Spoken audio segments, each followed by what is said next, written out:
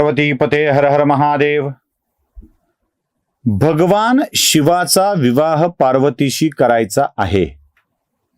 आता बघा कशी गंमत चालली आहे सगळी. म्हणजे हे प्रकरण समजून घेण्यासाठी आपल्याला पहिल्यापासून बघावं लागेल. दक्षाच्या यज्ञात सतीनं स्वतःला जाळून घेतलं. त्यानंतर सतीच्या विरहात भगवान शिव अगदी व्याकुळ झाले. त्यांनी स्वतःला या सगळ्यातून दूर करून अगदी अलिप्त होऊन निष्काम होऊन तपश्चर्या करू लागले. तिकडे ब्रह्मदेवानी घोळ घालून ठेवलाय, राक्षस मारायला शिवपुत्र असला पाहिजे असं सांगितलंय.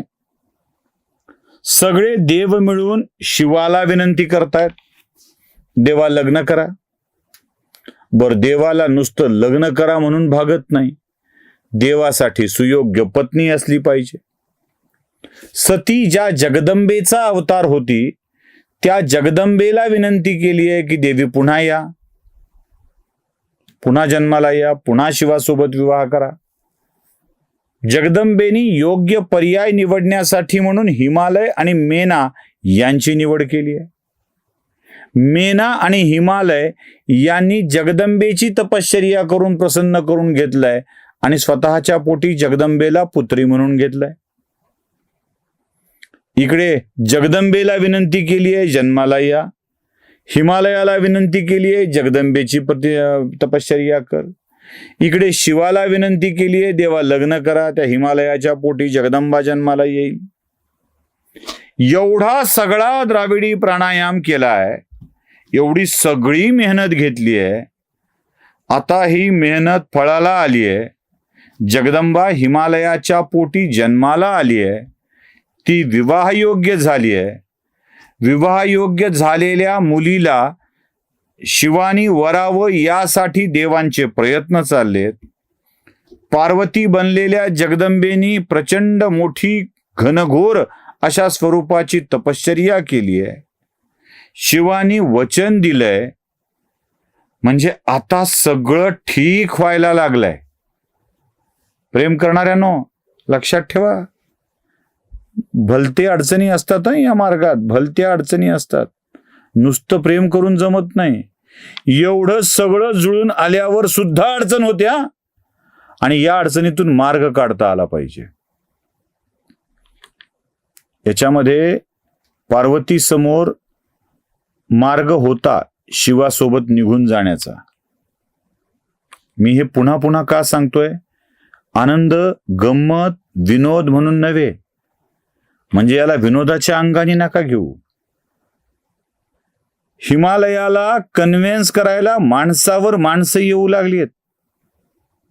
तो नाही म्हणतोय. हिमालयानं नाही म्हटलं तर हिमालयाच्या अधीन काही पार्वती जगदंबा नव्हती.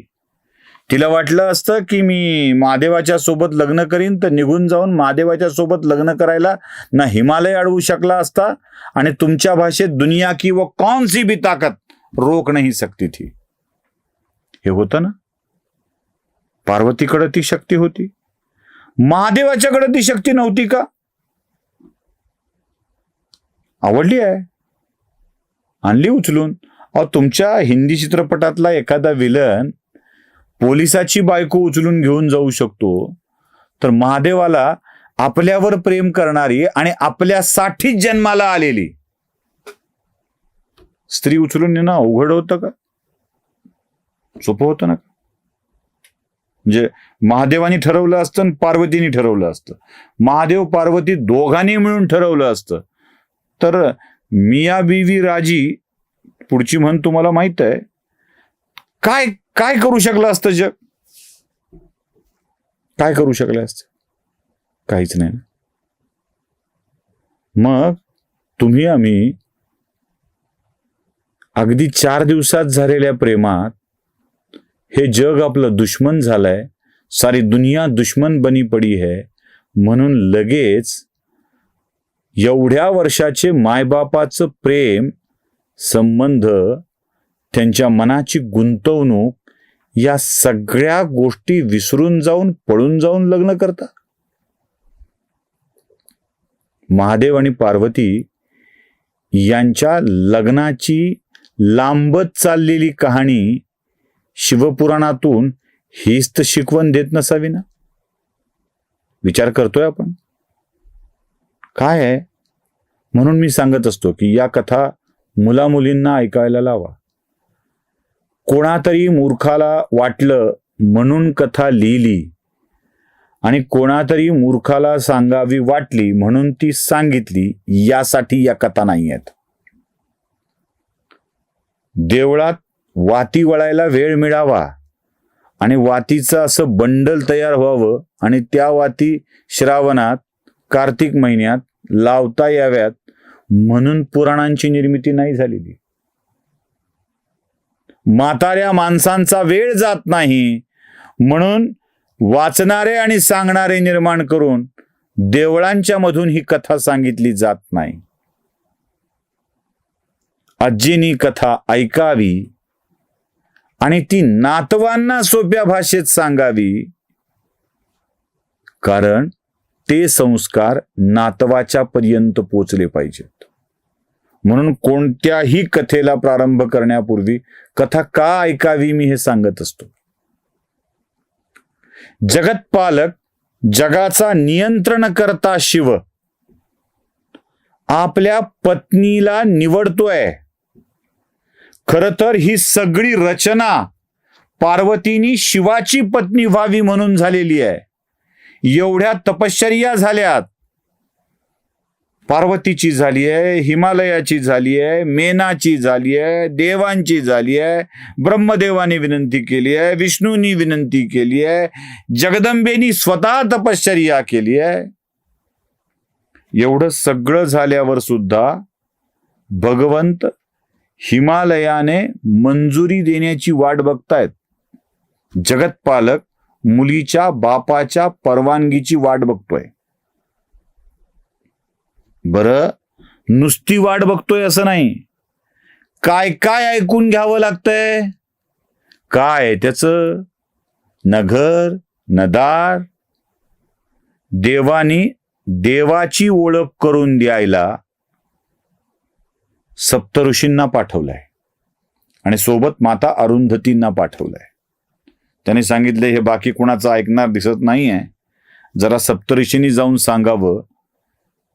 आधी देव कुटाणा करून आलेत हा भाग वेगळा, आपली खरी ओळख देऊन आलेत ते एक बरं असतं. आपली खरी ओळख देणं म्हणजे उगाच अमका आहे तमका आहे, इथं प्रॉपर्टी आहे तिथं प्रॉपर्टी आहे. अख्खा कर्जात बुडालाय, अख्खा कर्जात बुडालाय.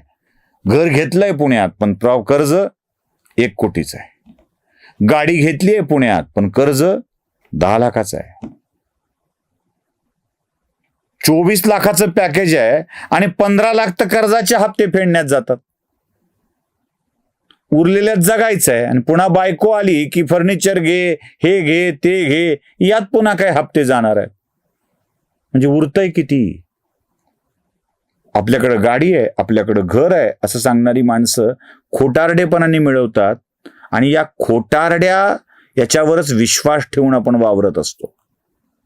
पण एखादा सभ्यपणाने सांगायला आला माझी 25 एकर जमीन आहे, भव्य वाडा आहे, माझ्याकडे काम करणारी 4-5 माणसं आहेत, नको शेतकऱ्याला नको, पोरीनी का शेतीच बघायचं का नको, एकत्र कुटुंबात नको, रहाटगाडग फार असतं, कामाचा रगाडा संपत नाही, माझ्या पोरीनं फक्त राबायचंच का. जी अवस्था आपली आहे ना ती शिवाची आहे. प्रातिनिधिक आहेत शिव. कलियुगात येणारी अवस्था सुद्धा इथे प्रगट होते. म्हणून म्हणतोय शांतपणे निवांतपणे या कथा ऐकत जा. या कथा तुम्हाला आताच्या परिस्थितीशी जोडून देतात. सप्तऋषीला आणि अरुंधती मातेला आपली वस्तुस्थिती सांगितल्यावर कळवलंय की जा आणि त्याला सांगून या की तुझ्या मुलीसाठी शिव हाच योग्य वर आहे. गेले सप्तऋषी म्हणाले अरे शिव जगाचा पिता आहे. ते म्हणले कसले जगाचा पिता, त्याला राहायला घर नाही. अरे म्हणले हे सगळं जगच त्याचं आहे, घराचं काय घेऊन बसलास. अहो म्हणले ते हाडाच्या माळा गळ्यात घालतो, अंगाला चिताभस्म लावतो, चिताभस्म लावलेल्या माणसाला मी पोरगी देऊ का. मग मात्र सप्तऋषी कहाणी सांगतायत. मी तुम्हाला मागच्या भागात म्हटलं होतं शिवाच्या अंगावरचं भस्म काय जरा नीट बघा. जेव्हा सतीने दक्षाच्या यज्ञामध्ये, सप्तऋषी हिमालयाला सांगतायत, सतीने दक्षाच्या यज्ञामध्ये स्वतःला भस्मसात करून घेतलं योगाग्नीनी, तेव्हा त्याच भस्माला शिवाने आपल्या अंगावर लावून घेतलाय. बायकोवर विलक्षण प्रेम, तिचं चिताभस्म आपल्या अंगाला लावून सदैव तिच्या सोबत असतात. अरे दक्षा, तुझी पोरगी पार्वती ही सतीचाच अवतार आहे, हे का विसरतोयस? इतकं प्रचंड प्रेम करतात तुझ्या लेकीवर शिव. जरा ऐक कर. अरुंधती माता मेनाजवळ गेल्यात. माता अरुंधतीनी सुद्धा मेनेची समजूत काढली आहे. आणि महादेव कसे सर्व शक्तिशाली आहेत, सतीच्या प्रेमात ते कसे विरहात आहेत, हे हिमालयाला पटवून दिलंय. आणि हिमालयाला जाणीव होऊ लागली आहे की नारदांनी काय सांगितलं होतं. मग मध्ये मध्ये आपल्याला स्वप्न काय पडली होती, प्रत्येक वेळेला हे कसं घडत आलेलं आहे, रुद्र कसे आपल्याकडे येत आलेले आहेत आणि आपण कसे चुकत गेलेलो आहोत, याची जाणीव हिमालयाला होऊ लागलेली आहे. आपल्या हिमालयाला जाणीव होते, पण आपल्याकडचे सगळे स्वतःला हिमालय समजणारे आणि कर्तृत्वाने आपण कसे उभे राहिलो हे समजणारे. कधी कधी काय असतं माहितीये का, हिमालय खरंच उंच असतो, त्याला जाणीव झालेली समजू शकतो, तेवढं उत्तुंग त्याचं कर्तृत्व तरी असतं. आम्ही आमच्या घराला श्रमसाफल्य नाव देऊन तेवढ्याच त्या 20 फुटाच्या घराला आपला हिमालय समजणारे आणि त्याच्या 2000 स्क्वेअर फीटाचे 1500 2000 स्क्वेअर फीटाचे राजे असलेले आपण, आपली पोरगी मोठी केली म्हणूनच त्याला पराक्रम समजणारे आपण कधी कन्व्हिन्सच होत नाही देवाकडे जायला. हिमालयाला मात्र कळतंय की आपली मुलगी पार्वती ही महादेवाच्या साठी चालेली आहे आणि महादेवच तिचे पती होऊ शकतात. आणि हे कळल्यावर हिमालय सप्तऋषींना सांगतोय की तयार आहे मी, माझी पत्नी, माझी मुलगी महादेवाच्या सोबत लग्न करून द्यायला मी तयार आहे. सप्तऋषी मोठ्या आनंदाने हिमालयाला म्हणतात, वा वा, तुझ्या मनातला संदेह दूर झाला, ही गोष्ट खूप छान झाली. हिमालया, तू तर या पृथ्वी तलावरचा सर्वात उत्तुंग पर्वत आहेसच. म्हणजे उगाच म्हणत नाहीत माउंट एव्हरेस्ट हा सर्वात मोठं उंच शिखर आहे हिमालयातलं. तू सर्वात उंच आहेसच, सर्वात श्रेष्ठ देखील झालायस. हिमालयाचा राजा सर्वात श्रेष्ठ का झाला हे समजून घ्या. सर्वात श्रेष्ठ का झाला हे समजून घ्या. तुमच्या आमच्यासारखी माणसं देवाकडे याचक बनून जातात. होतो की आपण, देवा मला सुखी ठेव, देवा तुझी कृपादृष्टी असू दे, देवा माझं भलं कर रे, देवा माझ्या लेकराचं चांगलं कर रे, देवा मला नोकरी मिळू दे रे, देवा मला धंद्यात बरकत दे रे, देवा मला बायको दे रे, देवा मला लेकरू दे रे, देवा लेकराचं लग्न होऊ दे रे, देवा लेकराला व्यवसायात नोकरीत यशस्वी कर रे. अशी सारखी मागणी चालू असते.